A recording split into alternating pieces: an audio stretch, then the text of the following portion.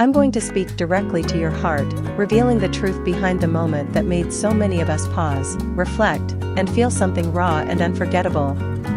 Don't forget to subscribe now so you never miss a story like this. Imagine the lights flickering, the hum of the audience dissolving, and Wang standing before millions, his voice trembling as he searches for words that cannot be unspoken. He pauses, just a breath, a beat of silence that stretches into eternity, and then he begins to speak. He speaks as though the weight of every expectation, every judgment, every quiet prayer whispered into the dark, has found form and voice inside him. He tells us he's tired. Not just physically, though the lights, the cameras, the glamour can leave even the brightest stars exhausted, but emotionally, spiritually, profoundly tired. Not from filming dramatic scenes that demand his soul, or traveling across time zones to chase applause. No, he's tired from pretending.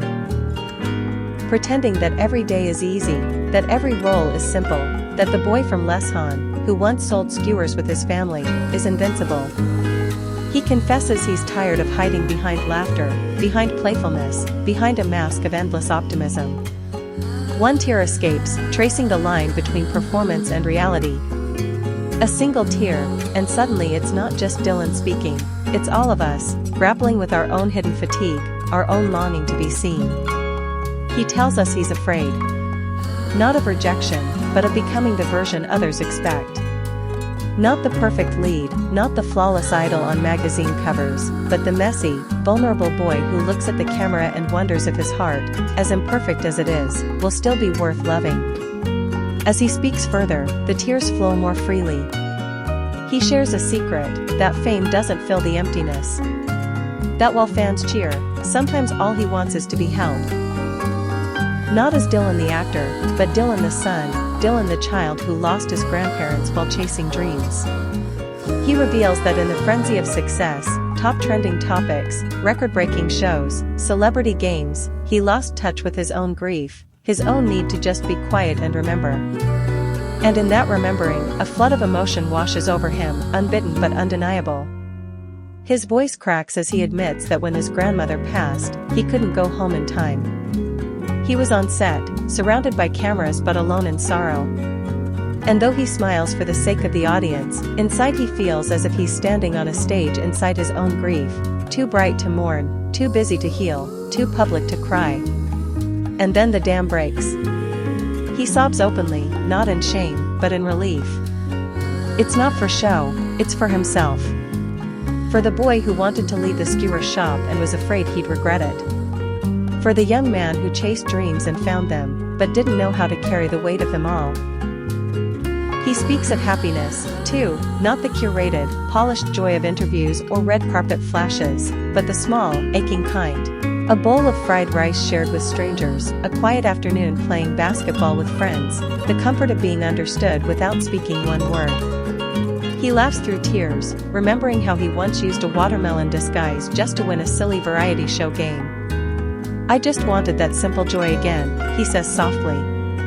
And for a moment, the audience sees not the glowing star, but the mischievous boy who once jumped into the rain to play frisbee, the same boy who, even today, can't resist a game of mobile basketball while filming. He reminds us that joy isn't easy. It's not an entitlement of fame, and yet he still believes in it, fights for it, holds tight to those fleeting moments of peace.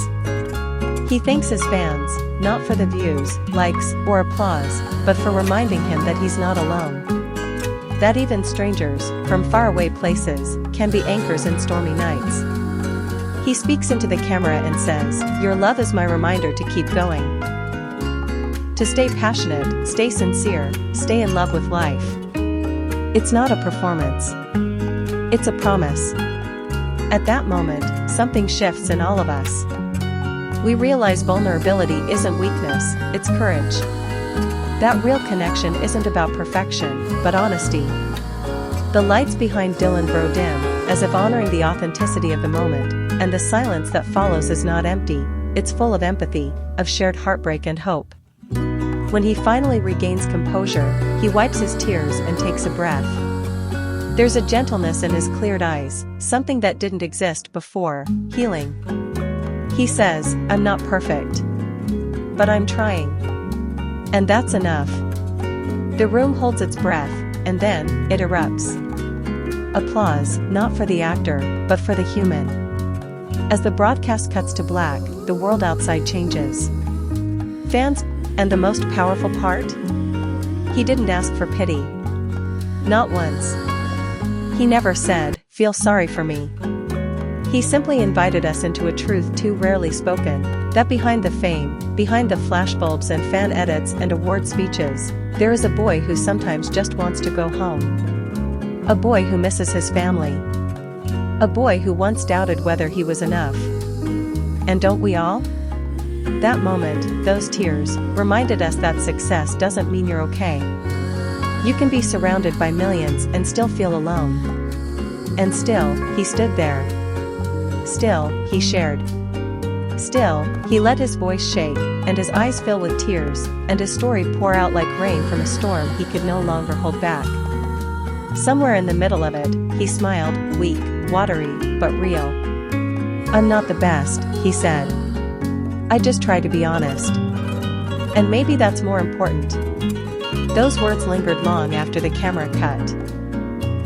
They echoed across social media, translated into dozens of languages, quoted on blogs and videos, shared between friends who hadn't spoken in months, simply because Dylan reminded them that being honest is enough.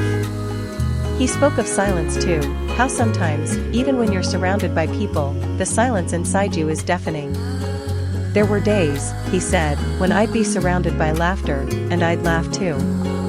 But inside, I was just numb. Not sad. Just tired of pretending." And again, we saw ourselves in him. Because how many of us have laughed when we wanted to scream? Smiled when we were breaking? Said "I'm fine" when we were anything but? He went on to share the price of chasing perfection, the loss of privacy, the constant scrutiny, the pressure to always be on. But more than that, he spoke about the fear of losing yourself while trying to be what the world expects. "I didn't want to lose Dylan," he said softly. "The Dylan who didn't care about fame. The Dylan who found joy in small things. The Dylan who cried when no one was watching, and didn't feel ashamed."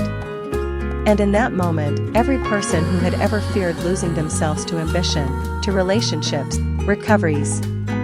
People from every walk of life wrote things like, "Dylan gave me courage to cry today," or "For the first time, I don't feel like I'm pretending alone."